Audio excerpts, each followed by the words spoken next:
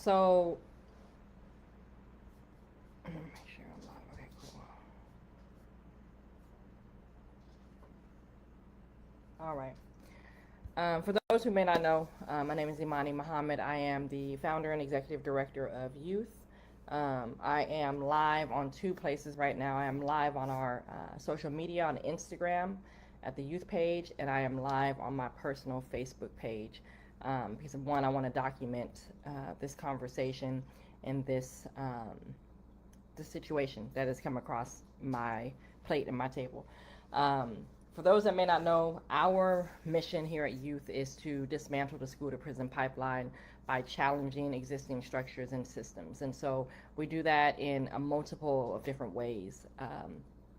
And in that work and in the discovery of kind of this pipeline that has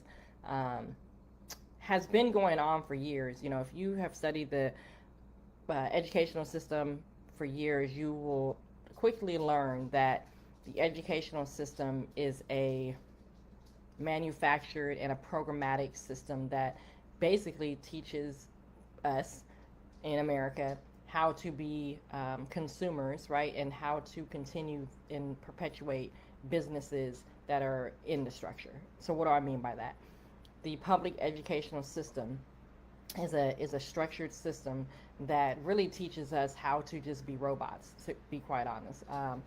They take away free thinking. They take away the ability for us to get creative and learn on our own, which is why there was a rise, and there is a rise in charter schools and independent schools that are changing the way that we look at education and really flipping the paradigm to pour back into the creative mind that we know gets lost when we start in this public educational sector.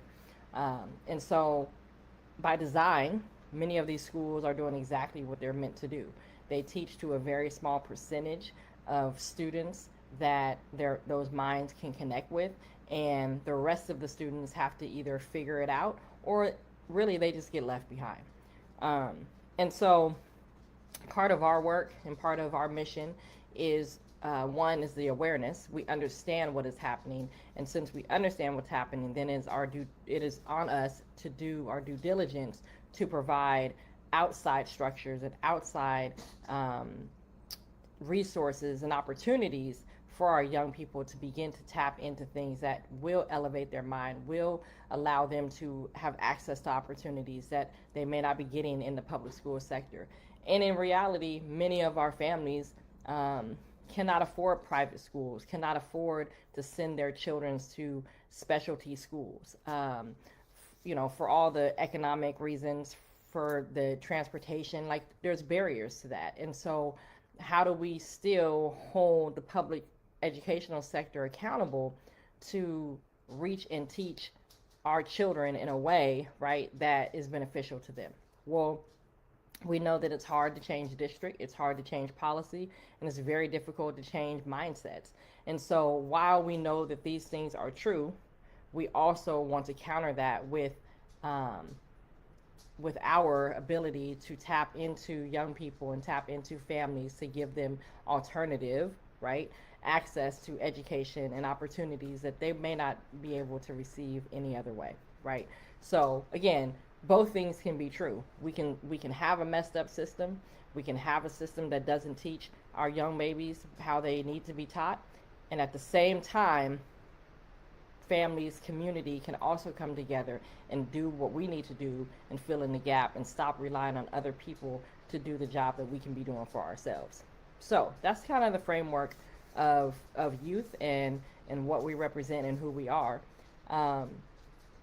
So in that work, we get to hear about cases and situations that come up in the current educational sector. We have our own experiences. I'm a mother. I have a 13-year-old son, and so I have my own experiences in the educational realm and helping my son navigate these systems as well. So these are lived experiences and also what gets shared with us as a nonprofit and as a mentor and in the work that we're in. So I don't know about you all, but I just got the report from KPTV on the incident at Fabian School. And so I want to read just a little segment of this article, and then I want to share with you a couple other incidents that I know about that are in Centennial School District, um, David Douglas School District, and PPS.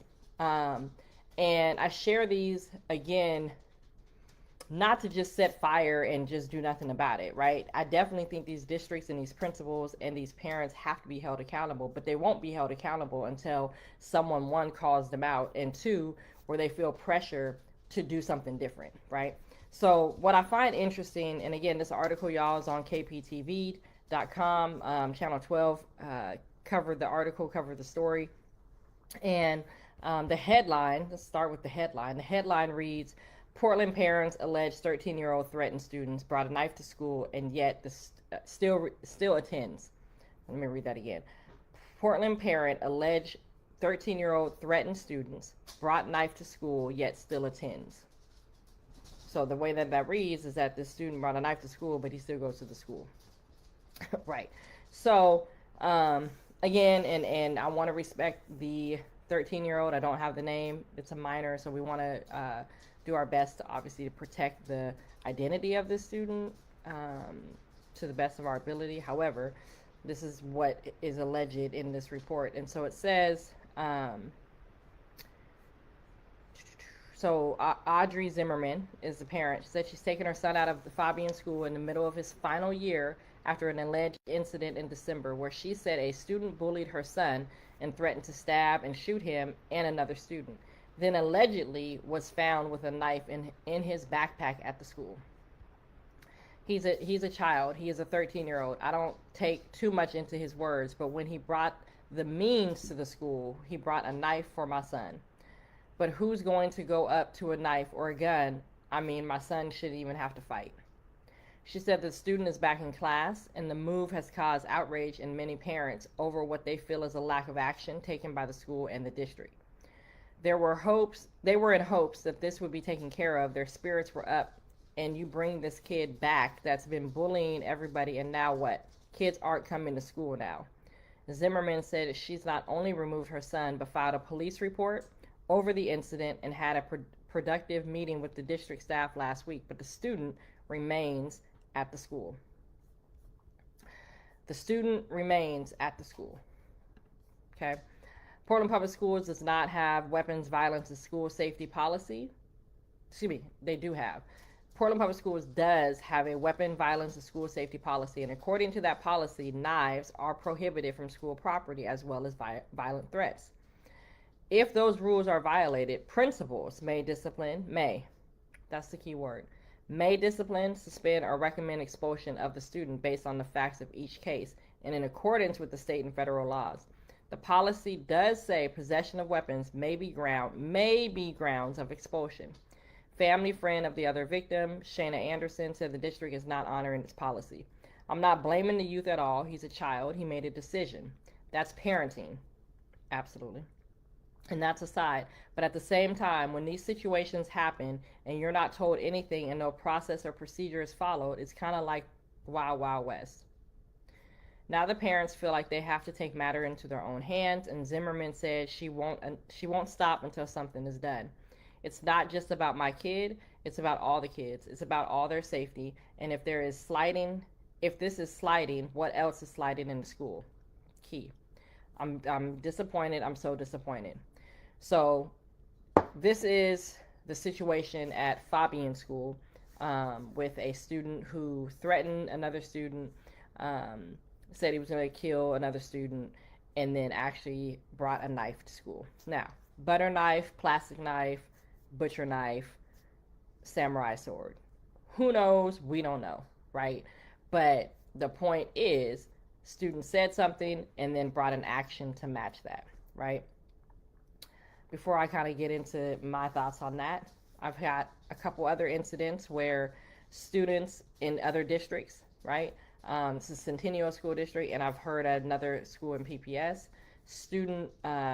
child is continuing to get bullied, continuing to be threatened by students. Parent goes to the principal, parent goes to the district. Oh, we'll take care of it. Student is still at school. Student continues to do what they're doing, right? Got another situation where a student is being bullied on the bus, so getting to the school, so walks from their house, gets to the school bus. Student is being bullied on the bus, gets off the bus. There's still interactions with this student. So you got a student who's, this is a fifth grade student, who from the start of his school day to the end of the school day is living with the what if, right? What is this other child going to do? Is he going to push me on the bus? Is he going to try to tackle me? Is he going to cuss me out? Like all these what ifs every single day that this child goes to school. And we wonder why our children are in fight or flight, right? Every day. That is a psychological, traumatic, ongoing, right? Chronic experience that this child is going through, right? And in that situation that I'm referring to, this is another student in Centennial School District. In that situation, there's ongoing interactions during the school day, right? And now there has been physical harm done to this child because at the very beginning, when this was brought to the principal's attention months ago, nothing has been done, right?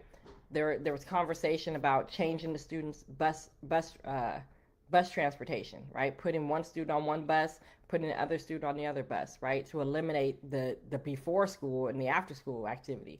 Yet and still, that has not happened. So, you know, we're constantly hearing about extreme, what I call extreme violence, right? We're constantly hearing about students being bullied. A lot of districts adopted no bully, curriculum, and have been working on discipline and expulsion and all of those things. And I get it. We definitely know that Black and brown and indigenous youth are primarily the highest population that gets suspended, right? We know that Black and brown and indigenous youth have the highest expulsion rates, right? When you compare them to their counterparts. We recognize that. But at the same time, that doesn't mean that you turn a blind eye or exempt physical aggression or behavior that is actually detrimental to the safety of the well-being of all children, right? I've worked at youth development center for many, many years. And when a child's behavior becomes detrimental, not to the one child, but to all the children that are impacted in their space, then you have to make a decision on whether or not that child can stay in that learning environment or even in that after school program for the sake of all the other children. When you don't make the decision, when you decide to say, you know what, we're going to work with that child, you jeopardize the safety of all the other children in that space, right? For the sake of the one child. And this, to me, is the problem of our educational system and the problem of our districts adopting policies that say we will tolerate anything, or we will tolerate, situations where we know what's happening at the home, and so we're going to be more empathetic. You can have empathy and also expel. You can have empathy and also say this is not allowed at my school. You can have empathy and say we don't tolerate this. That is empathetic in the sense of you're protecting the rest of those students that are going to school every day trying to learn. And regardless of parenting or lack of parenting, right? These institutions, schools, after school programs, districts, we all have the authority and the ability to set precedent, set a standard, set a how we do business with every action or non-action that we take. So for every incident that we do not respond properly to, you are letting people know how you treat them and how you want to be treated. So if you've got students in your classroom, you got students in your school that are literally creating havoc in your school environment. Havoc meaning they are bullying other students. They are cussing teachers out. They are bringing weapons to school. They don't want to learn. And you're tolerating that behavior by allowing them to sit up in that classroom every single day. Sit up and bully students in the cafeteria. Bully kids on the bus. When I use the word bully, I don't take that lightly because I know children will talk mess. Get it. But we're talking about that ongoing, persistent, mean behavior that once it's been checked, still continues to go on. That's straight up bullying. And you're allowing bullying to take place in your cafeteria at lunchtime. You know that child that pushes every kid in line and takes from them and pushes them down and steals. That child that you know their behavior, and you're still saying, you know what, we're going to work with them without any consequences. You are doing a disservice to that child. You're doing a disservice to the parents or the guardians, and you're doing a disservice bigger than all of that to all those other students that have to be victims of that child's behavior. And if you're willing, this is my question to school districts and principals, right? And it's folks that have these systems that we're operating in. If you're willing to sacrifice non-action, not doing anything for that one child, for the sake of your student body of 300, 400, that classroom of 30 students, 25 students, if you're willing to take that risk and say, well, I know this child needs us, or I know this child's family background, or I know this child has had a hard life. If you're willing to protect that over the rest of your school, we are doing a disservice to everybody. Real life that we all operate in has a cause and effect. If I pick up this coffee cup and put it to my mouth, I have the ability to drink coffee. Cause and effect. If you push a student down on the ground and you stomp their head into the ground, there is an effect of that behavior. The child's going to be hurt physically, but you should feel some hurt too. That's life. This is life. And if we don't administer consequences, right, to behaviors that are not conducive to humanity, right? We're talking about behaviors that don't foster love, empathy, growth, maturity. We're talking about those behaviors. That's what bullying is for me. We're talking about the behaviors that pick on other students. We're talking about the behaviors that make threats, for whatever the reason are. Those behaviors that continue to go on and on and on and go unchecked and just get ignored or pushed under the rug, or these principals and these districts that say, I don't want to deal with it, right? Now you're fostering and feeding into a mentality that grows into something greater and bigger. And at the sake or at the expense of the rest of the students. I don't get it. So I started this conversation with this headline, right? That Channel 12 covered the story of the student at Fabian who threatened to kill somebody, threatened to harm a student, and then brought the means to do it. Again, don't know what type of knife it was. Maybe it was a plastic butter knife. I don't know. But doesn't even matter. You said you were going to do a thing, and then you brought a tool to actually help you do the thing that you threatened to say you're going to do. And let's talk about when you don't administer the consequence.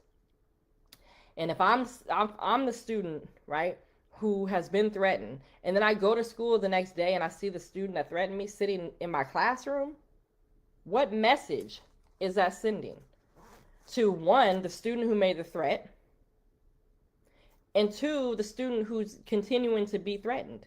What message are you trying to send? That we tolerate the behavior? That we just say it's okay? You can do that, or you didn't mean it. Like, what are we doing?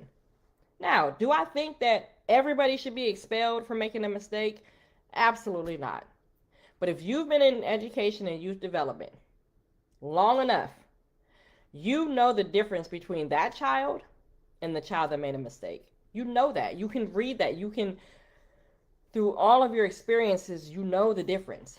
When I say no, of course, is there room for error? For sure. But if you've been doing this long enough and you're really good at your job and you're good at youth development, 90% of the time you can predict whether or not this child is a repeated person that repeats the negative behavior, that's a bully, or someone who is just off. You can tell if you have that type of student or if you have a student who just made a mistake, right? Emotional intelligence, I am very aware that our emotional intelligence with our young people right now is at an all-time low. I'm aware that children, you step on their shoe and they're ready to fight. You push them the wrong way and they're ready to take you out. You breathe wrong and they're ready to bring their whole crew and beat you down. I get it. Emotional intelligence is low. At the same time, you as a person, as an educator that works with young people, you know the difference between a mistake when someone's just, reaction out of impulse versus a student and a child who is a little bit off. And that off means this is someone who that if they're not checked, they're going to do something greater and bigger. So there's we know the difference in these students. And my thing is this. When I was working, this is about 10 years ago, and I took over a facility, right, that was an after school program. And when I got there, all the parents that I met with said to me, oh, this place is out of control. It's unsafe. The kids are fighting all the time. A lot of mess is happening in the bathrooms. People are fighting. They told me I took over I don't know, like the movie Lean on Me, right? So the first thing that I did, and this is what I was offered. This is part of why I wanted to get on here, because I'm saddened by the stories that I'm hearing, and I'm actually more disappointed and angry at the lack of action from the districts and the principals when these things are coming across their table, right? Like this article that I just read at Fabian, I'm reading the article, right? So before it hit the news, you all knew about it as an admin, principals in the district. You all knew about it before we did in the public. And this is the outcome of what you chose to do. This was the best decision that you thought is putting that student back in that school with the student that he threatened. That's what you thought was the best decision. I'm confused. So back to my story. So when I took over this facility and I heard all these negative things, the first thing I did was, the moment that there was a behavior that I didn't want to have in my facility, whether that was fighting, whether that was cussing, right? Whatever that behavior was, I had a parent meeting. So student A, was in the classroom pushing another kid, threw him to the ground. Great. Called your mom or dad, whoever it was. When you pick up, I want to have a conversation with you, right? Came in at pickup. Hey, I just want you to know this is what happened today in the classroom.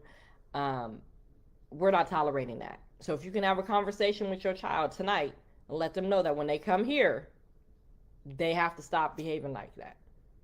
I would have those conversations. I spent my first 3 months in so many parent meetings, so many parent students with each other, just so many meetings. But what that did was it set the tone and the standard of what this organization that I worked for at the time and this facility at the time, what we tolerated. So my whole motto was this: we're open to all children, but all children, based on their actions, may not be able to stay. This may not be the right place for them, and that's okay. I will actually refer you out and find you another place that you can go. But that behavior that doesn't align with what we want to do doesn't fit here, right? I would have conversations with parents that said, maybe your child is not mature enough to handle our after school setting, right? So what that did, y'all, and I share that to say, what that did was teach people, teach parents, teach the community how we want to be treated as an organization and how we will treat you as an organization. So guess what happened? Guess what happened? Everybody rose to the occasion. And for the families that didn't rise to the occasion, they chose something different. They chose something different. And then guess what happened? Our numbers increased. Because now those parents that took their child out of the program because it was unsafe begin to learn that, oh, there's a standard now. I'm going to try it again. And now that same child that felt unsafe now felt safe in that environment. Why can't the schools do the same thing? Why can't the principals empower the teachers to do the same thing? If you walk into a classroom today, y'all, teaching is not happening. Teaching is not happening. Teachers today are social workers, mental health therapists, extra parents, uh, a buddy. There's no education truly taking place in a lot of these schools because they can't get to the baseline of of eliminating some of the behaviors that are distracting the students from learning. If I'm a teacher and I got a student in my classroom who's cussing me out, this is real, y'all. I'm not even making stuff up. Everything that I'm sharing with you are bits and pieces of stories that I have heard just this school year. I've got a student in the classroom who cusses the teacher out just off GP. Like, teacher asked him to do a worksheet. I don't ever want to do it. Okay. Why is that student sitting in my classroom? You know what I mean? Like, again, impulsive, emotional deregulation, got it. We having a parent meeting. If it happens again, and it continues to happen, this child is wasting my time as a teacher. And principal, I need you to step in and tell this parent, this is not going to work out. Either your child gets on board or you have to find another school. That's it. Like, I don't know. Like, what is so hard about setting standard? And I get it. Like, we're a public education school. We have to allow students that are within the district to come here. That's fine. But it's just like anything in life, y'all. If you can't cut it, if you can't follow the protocols, you can't be here. And what are we teaching? Like, if whether you work a job, whether you're an entrepreneur, whether you work for yourself, there are certain things that have to be in place. You got to wear a uniform. You got to come on time for your shift. You got to be ready to learn. You got to be eager. You got to have your notebook. Like, whatever the protocols are. Why are we not doing the same thing in the school setting? This should be the same thing. If you are not willing to come and be a participant in the classroom, and we're talking about middle school, right? So middle school, I know, is a very hard time, right? Middle schoolers are transitioning, the hormones, the brain development, like, it's a lot going on for sure. And at the same time, we gotta begin to teach a standard of what we accept in terms of behavior. And it's the behavior, accepting certain behaviors and not addressing those behaviors teaches indirectly how the system and how people want to be treated. So if you allow nonsense to happen in your schools, if you allow students to be bullied, if you allow weapons to be brought, if you allow all of those things that go unchecked with a sound discipline and sound consequence, how do you expect the rest of the students to feel safe when they walk into your school? You can't. You can't. And you'll lose enrollment. This is one of the reasons why certain districts are losing enrollment and other districts are increasing. It's because we have these unchecked behaviors. So, this is a long little rant I wanted to share. But I don't know. Maybe it's a town hall. Maybe it's a conversation. We're having town halls about, federal workers. We really need to be having a town hall of what is happening in these classrooms and what is happening with our children in these schools. Because these same schools translate to society, translate to the workplace, translate to real life. And if these behaviors are going unchecked, what do you think that track record or that pipeline of that student is going to look like if these behaviors go unchecked? And then on the flip side, let's talk about the child who's being bullied, right? The victim, the child who's learning life through how people are treating them. And if they find that, oh, somebody can do all these things and nothing happens to them, what message is that sending to them? So now, wow, I guess I'll be a bully too. Then we wonder where that mentality comes from and why the cycle continues over and over again. So I say all this to say, district leaders, school districts, politicians, parents, activists, whoever, wherever, we've got to raise attention around these issues. It is happening in every school district. It is happening at different levels, elementary, middle school, and high school. And if I would love to hear, matter of fact, I would love to hear from some educators. And I would like to know, what is that dynamic and what is that relationship between what you're seeing in the classroom and your principal supporting you? What does that look like? Because there has to, my assumption is that there's a breakdown there. My assumption is that you're seeing a behavior in the classroom, you want something to be done, but your principal and your admin don't support you in that. And if that is the case, then we have a bigger problem. So parents, keep doing what you have to do. Police reports is wild to me, but you got to do something, because the system that you're interacting with, aka the school districts and the school institutions, are not providing you the support that you need. So it seems like you have to go to the next level, which is law enforcement. And so now our police officers are investigating, right, students and parents and family and households, because the system that it was in, school districts and the school, won't do their job.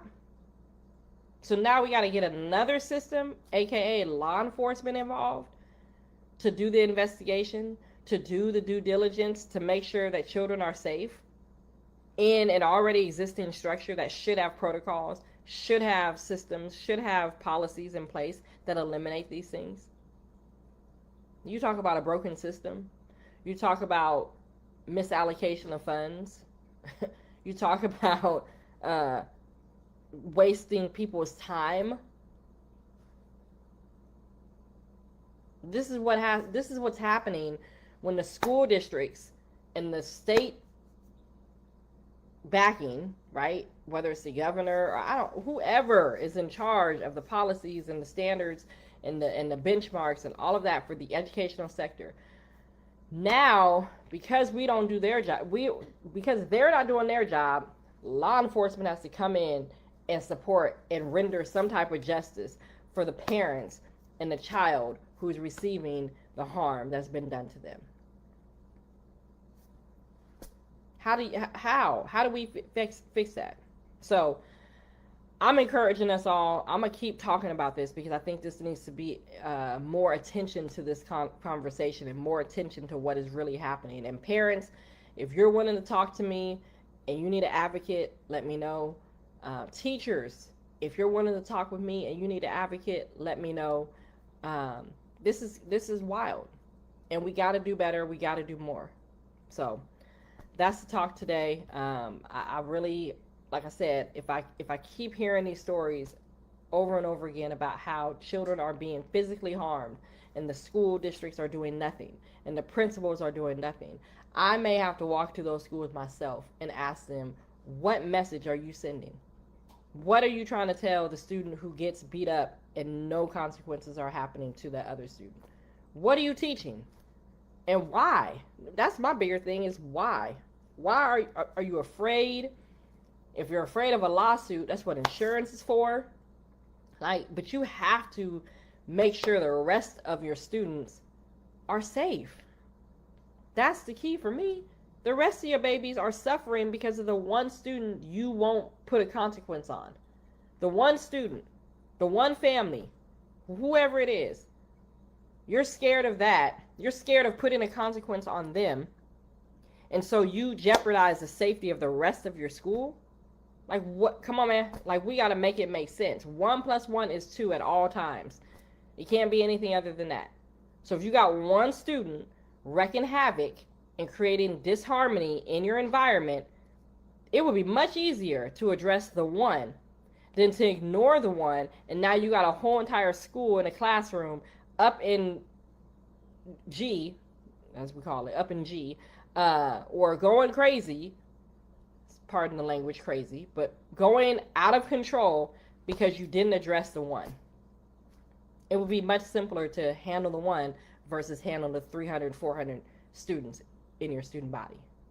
Make it make sense. That's all I'm saying. So, parents, we're here to support. I'm here to support. If you have a situation where your child is being bullied, things aren't happening, there needs to be a consequence, let me know. Because to me, it doesn't make sense. It's not hard. I just shared with you a personal story of how I transitioned an after-school program that was, that was and had the reputation of being very unsafe. And because I was committed to setting a standard, we were able to change that culture, right? After school program is a little different than schools. I understand that. We have less restrictions. We have less, red tape. I get that. But a standard is a standard. A policy is a policy. What's the point of having a handbook and a policy to address these things if you're not willing to enforce it? All right, so that's it, y'all. Thank y'all for listening. We have to do better. Let's protect our babies, protect our students, protect the teachers in the classroom, and empower them. Give them the freedom and the autonomy to tell you as a principal, this student doesn't need to be here. And you got to be okay with that. You got to trust your teachers. They should be back to teaching again. They got to get out of the social work role that they're in, that they didn't go to school for. They got to get out of this role of being a mental health therapist that they didn't go to school for. Teachers want to teach a subject. Teachers want to pass on information and help our students be free thinkers and critical thinkers. That's what an educator is there for. So we got to get back to getting the message and getting our teachers back to education. And again, this is why charter schools pop up, because they're filling the gaps and they're filling in the needs that public educational systems have gotten away from. Schools somehow turn into babysitters. And this is why we have teachers in schools babysitting just ridiculous behavior. So, tap into us. youthpdx.org is our website. Our organization is youth. Tap into me as an individual. I'm a mom, committed to our experience being the most positive that we can have in all of the walks of life. So I'm here as an advocate, as a friend, as someone who can help guide, and if nothing else, raise awareness to this issue. All right?